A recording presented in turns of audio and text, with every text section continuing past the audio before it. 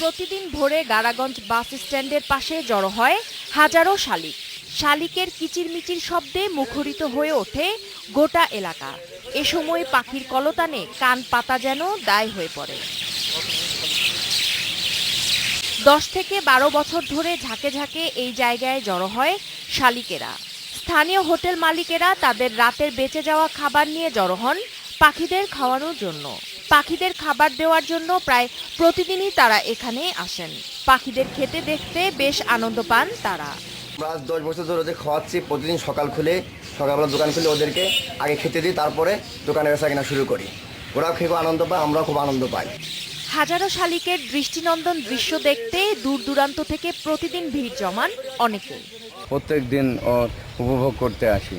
এই শালিক আজ থেকে 15 বছর আগ থেকে দেখছি এবং অদ্যাবধি সেরা ঝাঁকে ঝাঁকেই ঘুরে বেড়ায়।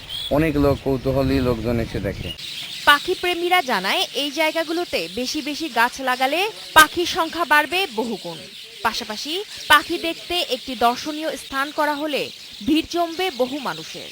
গাছপালা লাগাইলে পাখিগুলো যদি এখানে অভয়ারণ্য হিসাবে বসবাস করে এবং আতালি এলাকার প্রাকৃতিক নিয়মকানুন বা পাখিদের অভয়ারণ্য হয় এবং এখানে যাতে পাখিগুলো সুস্থভাবে থাকতে পারে, গাছগাছালি তৈরি করলে এবং একটা ইকো পার্ক তৈরি করলে এখানে পাখিগুলো যাতে অভয়ারণ্য হিসাবে থাকলে আমরা অন্তত ভালো দেখতে পারি।